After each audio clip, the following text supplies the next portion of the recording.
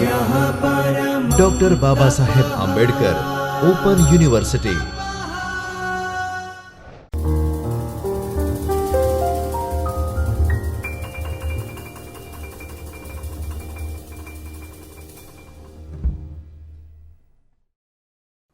નમસ્કાર વિદ્યાર્થી મિત્રો, ડૉક્ટર બાબા સાહેબ આંબેડકર ઓપન યુનિવર્સિટીના ચૈતન્ય સ્ટુડિયોમાં હું ખુશ્બુ જાદવ, આસિસ્ટન્ટ પ્રોફેસર મેનેજમેન્ટ, આપનું હાર્દિક સ્વાગત કરું છું. વિદ્યાર્થી મિત્રો, આજે આપણે બીકોમના પ્રથમ વર્ષના PCBMGN 108ના વિષય ધંધાકીય સંચાલન 1 બ્લોક નંબર 3 એકમ નંબર 13 મજૂર સંઘો વિશે આજે આપણે અભ્યાસ કરવા માટે જઈ રહ્યા છીએ. તો સૌપ્રથમ તેની આપણે રૂપરેખા જોઈ લઈએ. વિદ્યાર્થી મિત્રો, આ યુનિટમાં આપણે મજૂર સંઘો એ શું છે તેની વ્યાખ્યા, તેનો ખ્યાલ, તેના હેતુઓ, મજૂર સંઘોના કાર્યો, મજૂર સંગઠનોનો વિકાસ, મજૂર સંગઠનોની ફરજો, જવાબદારીઓ, તેના વિશે આજે આપણે ચર્ચા કરીશું. વિદ્યાર્થી મિત્રો, આપણે મજૂર સંઘ એટલે કે ટ્રેડ યુનિયન આ શબ્દ આપણે સાંભળ્યો છીએ. જો સાદી ભાષામાં આપણે તેને સમજવા જઈએ તો મજૂર સંગઠનો એક શ્રમ કાર્યકર અથવા તો કર્મચારીઓ દ્વારા તેમના કામના વાતાવરણમાં વધુ સારી પરિસ્થિતિ લાવવા માટે અને તેમની જે માંગણીઓ હોય છે તે પૂરી કરવા માટે એક સરખા કામદારો અથવા સંગઠનોનું જોડાણ છે. જ્યારે પણ આપણે કોઈ પણ જગ્યાએ જોઈએ, તે કારખાનું હોય કે કોઈ પણ એક એકમ હોય, તો તે જગ્યાએ જેટલા પણ મજૂરો કામ કરતા હોય છે તો તેમનું એક યુનિયન બનેલું હોય છે અને આ યુનિયનમાં તેમને જેટલી પણ માંગણી હોય છે કે જે પગાર વધારવા માટે હોઈ શકે, કાં તો તેમના લાભ માટે હોઈ શકે, અથવા તો તેમના વિરુદ્ધ કોઈ કાર્ય કરવામાં આવતું હોય જેના માટે તેઓ રાજી ન હોય તો તેના માટે તેમને સહાય આપવા માટે તેઓ કામ કરતા હોય છે. આમ આપણે એવું કહી શકીએ કે મજૂર સંઘ અથવા તો ટ્રેડ યુનિયન એ એવા કર્મચારીઓની સંસ્થા છે જે પગાર અને કામ કરવાની પરિસ્થિતિઓ જેવા ક્ષેત્રોમાં લક્ષ્યો હાંસલ કરવા માટે એકસાથે જોડાયા છે. આજે જેટલા પણ મજૂરો કામ કરતા હોય કોઈ એક જગ્યાએ, તો તેમને જો કોઈ પણ પરિસ્થિતિનો સામનો કરવો પડતો હોય, પછી તે ભલે કામ કરવાની પરિસ્થિતિને લઈને હોય, કામ કરવાના કલાકોને લઈને હોય, કે ત્યાંના વાતાવરણને લઈને હોય, કે પછી પગારને લઈને હોય, તો આ બધા ક્ષેત્રોમાં તેમનું જે લક્ષ્ય છે જે હાંસલ કરવા માટે તેઓ એક સાથે જોડાય તેને આપણે ટ્રેડ યુનિયન એટલે કે મજૂર સંઘ તરીકે ઓળખીએ છીએ. વિદ્યાર્થી મિત્રો, જો આમાં થોડું આપણે ઊંડાણમાં સમજવાનો પ્રયત્ન કરીએ તો તેમાં કરાર, શરતો, મંત્રણા થકી કામદારોને રક્ષણ અપાતું હોય છે. એટલે કે અમુક જગ્યાએ એવું થતું હોય છે કે કરાર કરવામાં આવતો હોય છે. આજે કોઈ પણ એક મજૂર છે તે જો અવાજ ઉઠાવે તો સ્વાભાવિક છે કે તેની જે માંગણી છે તે પૂરી ન પણ થઈ શકે, પણ જેટલા પણ મજૂરો છે તે બધા મળીને પોતાની માંગણી પૂરી કરવા માટે જો પ્રયત્ન કરે તો તે ચોક્કસથી પૂરી થઈ શકતી હોય છે. તો આના માટે અમુક વખત કરાર કરવામાં આવતા હોય છે, ઘણી વખત અમુક શરતો જે હોય છે તેનું પાલન કરવું પડતું હોય છે અને મંત્રણા થકી પર કામદારોને રક્ષણ ટ્રેડ યુનિયન પૂરું પાડતા હોય છે. સૌ પ્રથમ આપણે આમાં જોઈએ તો આ ટ્રેડ યુનિયન મજૂર સંઘ જે છે તે મજૂરોને કઈ રીતે લાભદાયી છે, તો તેમાં સૌપ્રથમ કર્મચારીમાં સંતોષની લાગણી આપણને દેખાતી હોય છે.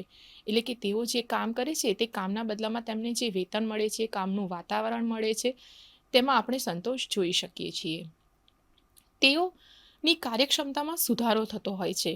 એટલે કે પહેલાં તે લોકો જે કાર્યક્ષમતાથી કામ કરતા હતા અને એક મજૂર સંઘના જોડાણથી તેમની કાર્યક્ષમતામાં ઘણો સુધારો જોવા મળતો હોય છે. એકમની ઉત્પાદકતા એટલે કે જે પ્રોડક્ટિવિટી જે છે તેમાં પણ આપણે વધારો નોંધી શકીએ છીએ.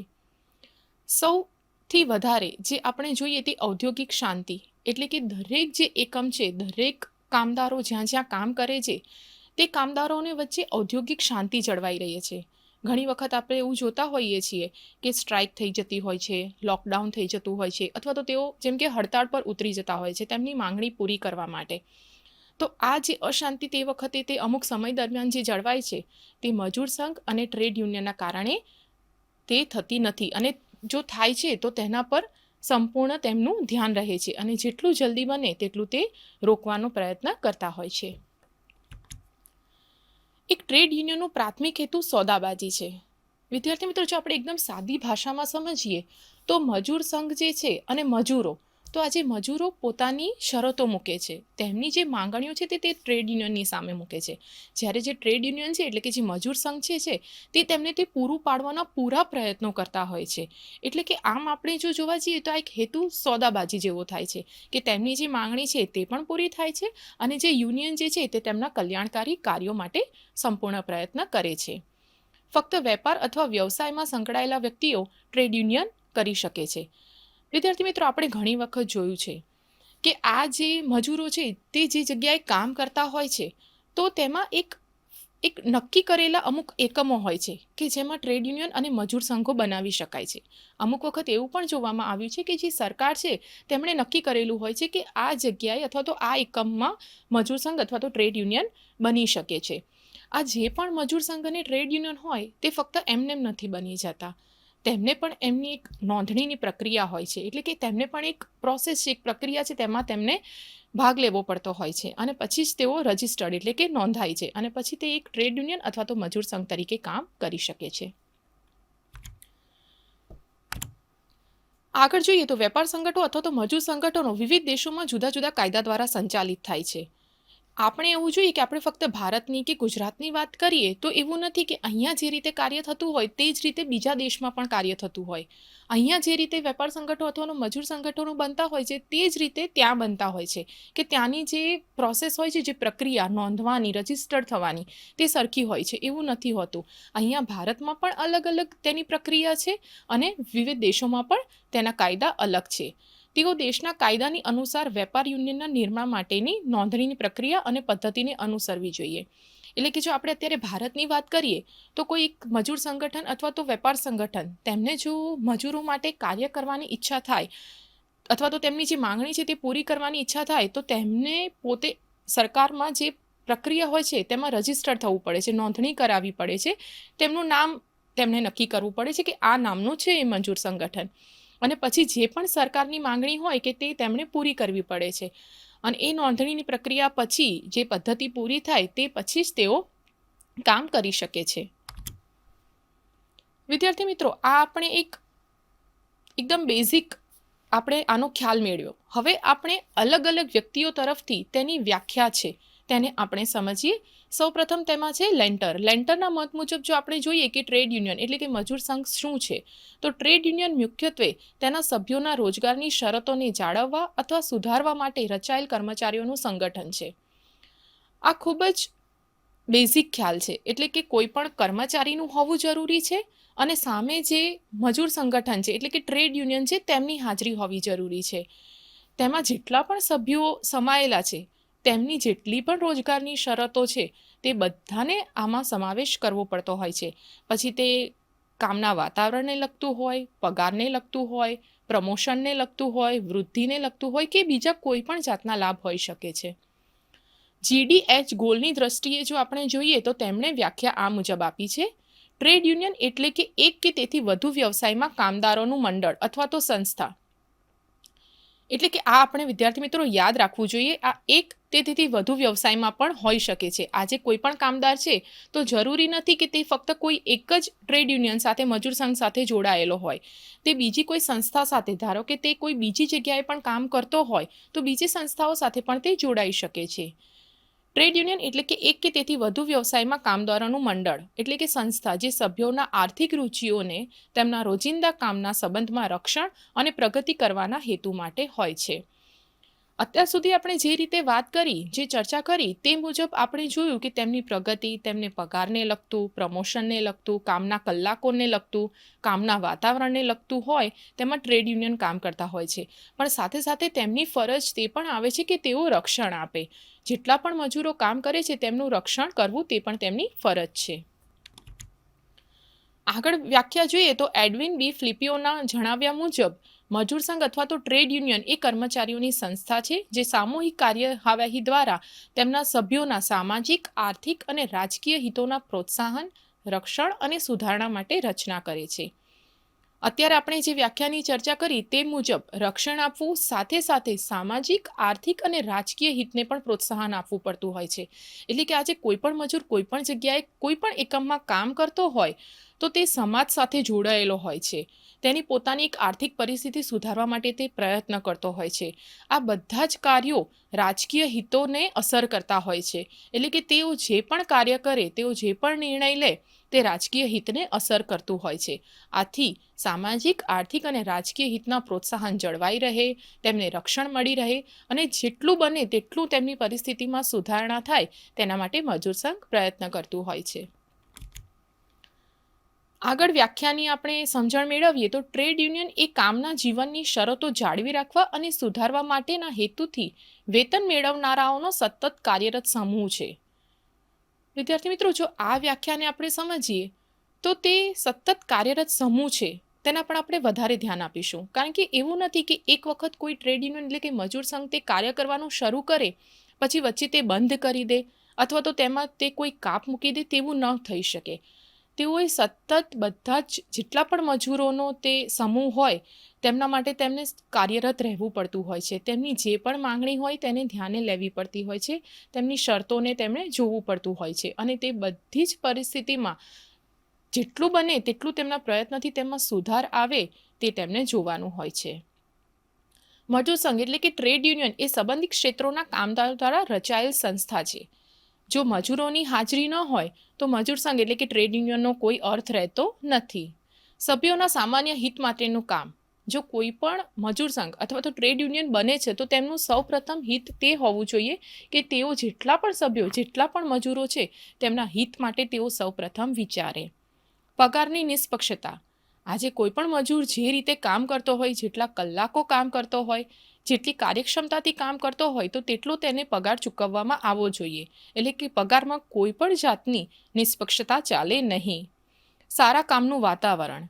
આજે કોઈ પણ મજૂર જે જગ્યાએ કામ કરતો હોય, કારખાનામાં એટલે કે ફેક્ટરીમાં, તો ત્યાંનું જો વાતાવરણ યોગ્ય ન હોય, તેને કોઈ પણ જાતના સેફટી ઇક્વિપમેન્ટ્સ જો ન અપાતા હોય તો તે તેની સ્વાસ્થ્યને અસર કરી શકે છે. એટલે કે સારા કામનું વાતાવરણ તે પણ તેટલું જ જરૂરી છે. કામના કલાકો. આ પણ દરેક એકમ દ્વારા નક્કી કરવામાં આવતા હોય છે, જેમ કે 8 કલાક, 10 કલાક. તો આ કામના કલાકોમાં તેનું વધારે શોષણ ન થાય તે પણ ટ્રેડ યુનિયને ધ્યાન રાખવાનું હોય છે. આ સિવાય બીજા ઘણા લાભો છે જે લાભો માટે મજૂર પ્રયત્ન કરતો હોય છે, એટલે કે ટ્રેડ યુનિયનને તે પૂરા કરવા માટે પ્રયત્ન કરવો જોઈએ. મજૂર સંઘ એ કર્મચારીની સ્વૈચ્છિક સંસ્થા છે. આજે કોઈ પણ મજૂરો માટે કામ કરવું, તેમના માટે એક સંઘ બનાવવો, એક ટ્રેડ યુનિયન બનાવવું, તો તે તેની સ્વૈચ્છિક સંસ્થા છે. એટલે કે તેને તેમાં જોડાવવું કે ન જોડાવવું તે તેની પોતાની ઈચ્છા હોય છે. આજે કોઈ પણ મજૂર છે તેને તે યુનિયનમાં ન જોડાવવું હોય તો તે પોતાની ઈચ્છાથી તેમાં ન જોડાઈ શકે. અને આજે કોઈની ઈચ્છા હોય તો તે મજૂર સ્વૈચ્છિક રીતે તેમાં જોડાઈ શકતો હોય છે. આમાં કોઈ પણ જાતનું દબાણ કરી શકાય નહીં. જે સામૂહિક કાર્ય દ્વારા તેમના હિતોનું રક્ષણ કરે છે. એટલે કે આ કોઈ એક મજૂરની વાત નથી, બધા જ મજૂરો સાથે જોડાય છે અને સામૂહિક રીતે તેમના માટે રક્ષણ માટે, તેમના લાભ માટે, તેમના હિતોના રક્ષણ માટે ટ્રેડ યુનિયન કામ કરતા હોય છે. મજૂર સંઘ પ્લાન્ટના આધારે, ઉદ્યોગના આધારે, પેઢીના આધારે અથવા તો પ્રાદેશિક ધોરણે અથવા તો રાષ્ટ્રીય ધોરણે રચાતા હોય છે. અમુક વખત એવું હોય છે કે કામ કઈ રીતનું છે, ઉદ્યોગ કયા પ્રકારનો છે, પેઢીના આધારે અથવા તો પ્રાદેશિક ધોરણે પણ તે થતું હોય છે. અમુક વખત એવું હોય છે કે તે કામ તેવું હોય છે જે આખું રાષ્ટ્રીય ધોરણે થતું હોય છે, તો રાષ્ટ્રીય ધોરણે પણ મજૂર સંઘ રચી શકાતો હોય છે. કોઈ ચોક્કસ વેપાર, ઉદ્યોગ અથવા કંપનીમાં કામદારોનો સમૂહ. ટ્રેડ યુનિયન એટલે કે મજૂર સંઘ જે છે તે ચોક્કસ વેપાર માટે અથવા તો કોઈ કંપની માટે તેનો સમૂહ તે બનાવી શકે છે. આપણે આગળ જે રીતે ચર્ચા કરી તે મુજબ સામૂહિક સોદાબાજી થતી હોય છે અને આ સોદાબાજી દ્વારા પગાર માટે, તેમને વિવિધ લાભ આપવા માટે, તેમના કામ કરવાની પરિસ્થિતિને એટલે કે કામ કરવાનું વાતાવરણ તેમને કેવું મળે છે તેના માટે તેઓ પ્રયત્ન કરતા હોય છે. સામાજિક અથવા રાજકીય સ્થિતિમાં સુધારણા લાવવા માટેનો હેતુ બનાવવામાં આવે છે. જ્યારે કોઈ પણ ટ્રેડ યુનિયન મજૂર સંઘ બને તો તેમણે સૌ પ્રથમ ધ્યાન રાખવું જોઈએ કે મજૂરની પરિસ્થિતિને સાથે સાથે સામાજિક અને રાજકીય સુધારમાં પણ પ્રયત્ન કરવો જોઈએ. હવે આપણે મજૂર સંઘ એટલે કે ટ્રેડ યુનિયનના હેતુઓ વિશે ચર્ચા કરીશું. સૌ પ્રથમ છે વેતન અને પગાર. આજે કોઈ પણ મજૂર જે જગ્યાએ કામ કરે છે તેના કામના કલાકોને, તેની પરિસ્થિતિને, કામના વાતાવરણને, આ બધી જ વસ્તુઓને ધ્યાનમાં લઈને તેનું વેતન એટલે કે પગાર નક્કી કરાતો હોય છે. કામ કરવાની જે પણ પરિસ્થિતિ છે તે અનુકૂળ હોવી મજૂર માટે ખૂબ જ જરૂરી છે.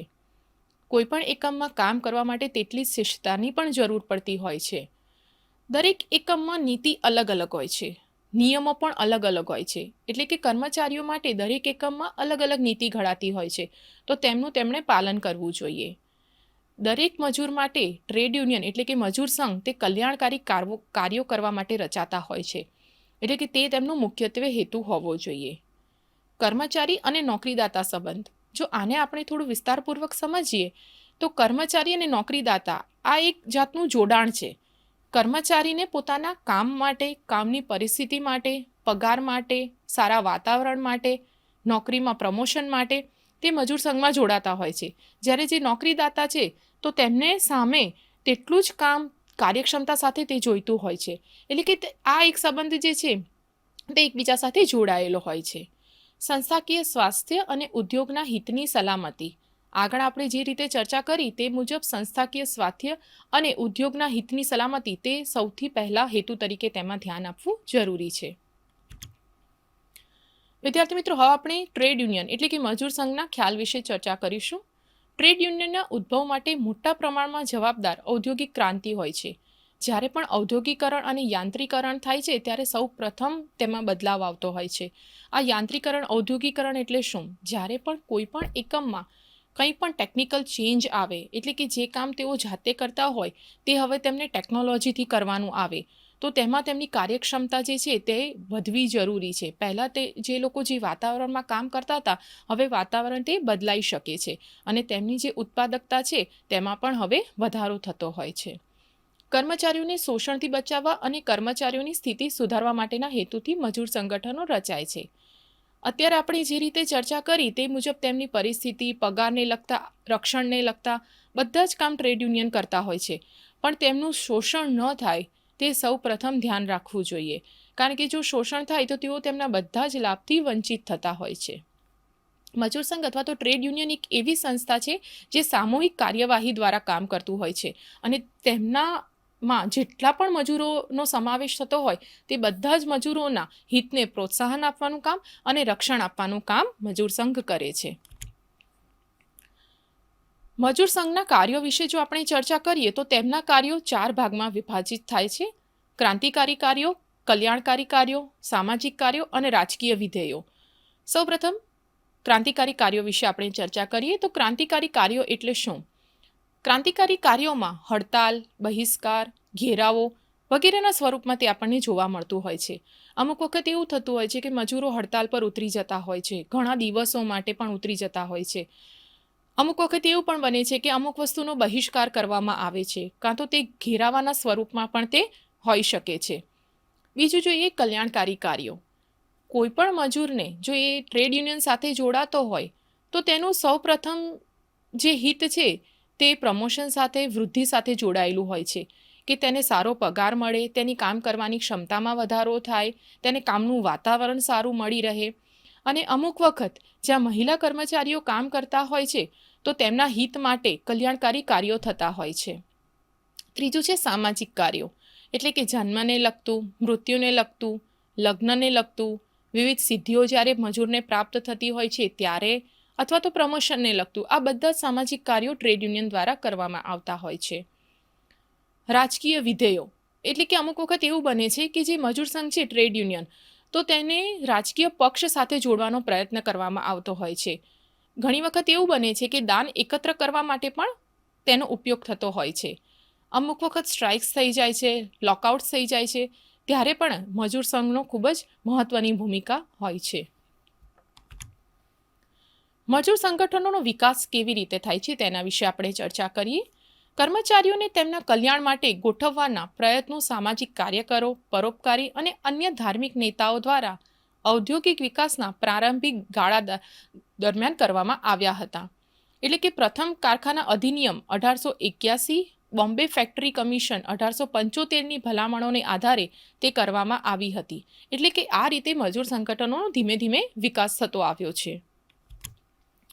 જો આપણે કેટલાક મહત્વના સંગઠનો વિશે વાત કરીએ તો તેમાંના છે ભારતના અને બર્મા રેલવે કર્મચારી 1897, બીજું છે પ્રિન્ટર્સ યુનિયન કલકત્તાનું 1905માં, ત્રીજું છે બોમ્બે ટપાલ યુનિયન 1907, ચોથું છે કામદાર હિતવર્ધન સભા 1910માં અને પાંચમું છે સોશિયલ સર્વિસ લીગ 1910માં સ્થપાયું હતું.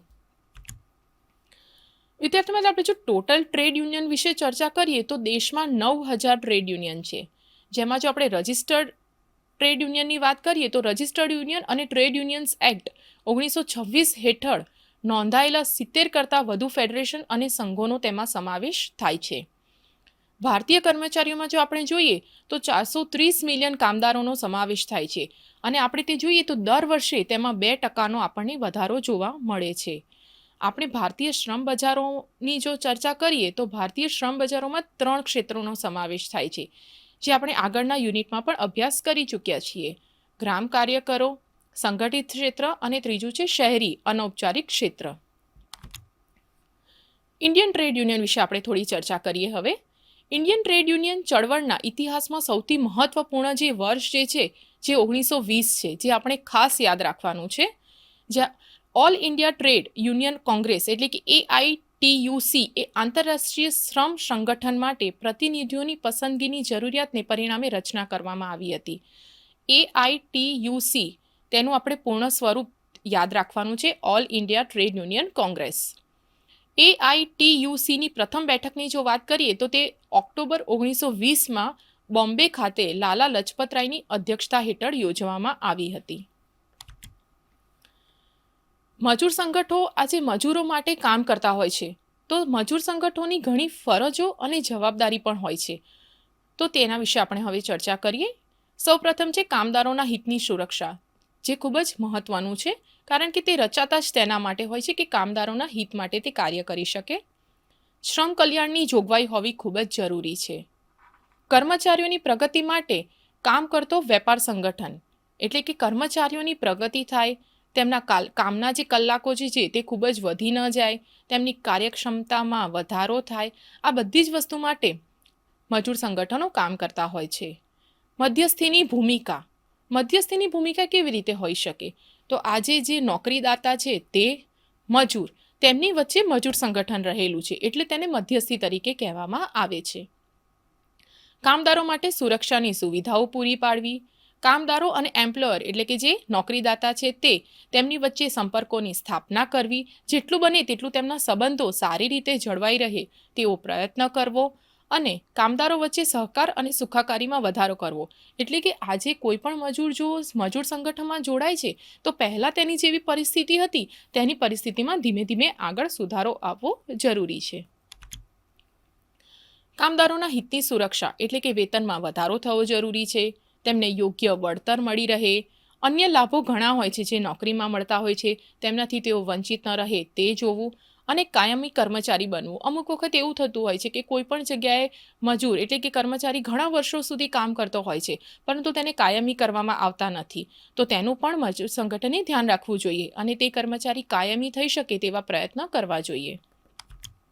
બીજું છે શ્રમ કલ્યાણની જોગવાઈ. ભારતમાં વિદ્યાર્થી મિત્રો આપણે જાણીએ છીએ કે જે ઔદ્યોગિક કામદારોની સ્થિતિ છે તે ખૂબ જ નબળી છે અને ત્યાંના જે કામદારો છે તેમનું જીવન ધોરણ પણ ખૂબ જ નીચું છે. તેઓ કાં તો અશિક્ષિત છે અથવા તો અર્ધશિક્ષિત છે. આના કારણે તેઓ જાણતા નથી કે તેમને કેટલા લાભ મળવા જોઈએ અને જો લાભ મળે છે તો તેનો ઉપયોગ પણ સારી રીતે નથી કરી શકતા. આથી ટ્રેડ યુનિયનની તે જવાબદારી આવે છે કે તેઓ તે બધી સુવિધા આપવા માટેનો પ્રયત્ન કરે અને જો તે આ બધી સુવિધા આપવા માટેનો પ્રયત્ન કરશે તો તે સીધું જ સામાજિક અને આર્થિક કલ્યાણને પ્રોત્સાહન આપશે. કર્મચારીઓની પ્રગતિ માટે કામ કરતો વેપાર સંગઠન એટલે કે ટ્રેડ યુનિયન મજૂર સંઘ, તો તેમના જો અમુક કેસ હોય તો તે કેસને માલિકો સુધી રજૂ કરવા માટેનો તેમણે પ્રયત્ન કરવો જોઈએ. જ્યારે પણ તેમને બોનસ આપવાનો સમય આવે તો બોનસ આપવાનો પણ પ્રયત્ન કરવો જોઈએ. વિદ્યાર્થી મિત્રો, અત્યારે આપણે જે રીતે ચર્ચા કરી તે મુજબ મધ્યસ્થીની ભૂમિકા એટલે કે ટ્રેડ યુનિયન મજૂર સંઘ છે તે મધ્યસ્થી તરીકે કામ કરતો હોય છે. જે નોકરી તેમને આપે છે તે નોકરીદાતા અને મજૂર તેમના વચ્ચે મજૂર સંઘ એટલે કે ટ્રેડ યુનિયન રહેલો હોય છે. અમુક વખત એવું હોય છે કે સામસામે બેઠકો પણ ગોઠવવી પડે છે અને તેમનો જે પણ પ્રોબ્લેમ હોય, જે પણ મુશ્કેલી હોય તેનું નિરાકરણ લાવવાનો પ્રયત્ન કરવાનો હોય છે. મુશ્કેલી અને ફરિયાદોને આધારે રોજગારદાતાઓને નોટિસમાં લાવવાનો પણ પ્રયત્ન કરવાનો હોય છે. કામદારો માટે વિવિધ સુરક્ષા સુવિધાઓ, કામદારો અને એમ્પ્લોયર એટલે કે નોકરીદાતા વચ્ચેના સંપર્કોની સ્થાપના કરવી અને કામદારો વચ્ચે સહકાર અને સુખાકારીમાં વધારો થાય તેનું ધ્યાન રાખવું. વિદ્યાર્થી મિત્રો, અત્યારે આપણે જે મજૂર સંઘો વિશે વાત કરી તેનું હવે થોડું આપણે સંક્ષિપ્તતામાં સમજી લઈએ. ટ્રેડ યુનિયન કામદારોમાં મિત્રતા અને એકતાને પ્રોત્સાહન આપે છે. એટલે ક્યારે પણ ટ્રેડ યુનિયન મજૂર સંઘ જે છે તે નેગેટિવિટી એટલે કે નકારાત્મક રીતે ક્યારે પણ ન હોઈ શકે. તે હંમેશા એક પોઝિટિવ રીતે કામ કરતું હોય છે. એટલે કે તે તેમાં મિત્રતા રૂપે કામ કરવું જોઈએ અને હંમેશા એકતાની ભાવના રાખીને કામ કરવું પડતું હોય છે. આ ઉપરાંત જો આપણે વાત કરીએ તો ટ્રેડ યુનિયન સમસ્યાઓ પર ચર્ચા કરે છે અને આ જેટલી પણ સમસ્યાઓ હોય મજૂરોની તે દૂર કરવાનો પ્રયત્ન કરતા હોય છે, જે તમામ કર્મચારીઓ માટે ખૂબ જ સામાન્ય છે. ટ્રેડ યુનિયન મજૂરો વતી લડતા હોય છે અને તેમને મેનેજમેન્ટ દ્વારા વિવિધ સુવિધાઓ પૂરી પડે તે માટે તેઓ ચોકસાઈ રાખતા હોય છે. તમારી પ્રગતિ ચકાસો તે માટે વિદ્યાર્થી મિત્રો અમુક પ્રશ્નો અહીં આપેલા છે, જેના દ્વારા તમે તમારી પ્રગતિ ચકાસી શકશો, જેની અત્યારે આપણે આખા યુનિટમાં ચર્ચા કરેલી છે. પહેલું છે મજૂર સંઘો એટલે શું, તેની વ્યાખ્યા. આપણે ઘણા બધા વ્યક્તિઓ દ્વારા જે વ્યાખ્યા આપેલી છે તેના વિશે ચર્ચા કરી અને સમજણ મેળવી. બીજું છે મજૂર સંઘો એટલે શું અને તેના હેતુઓ.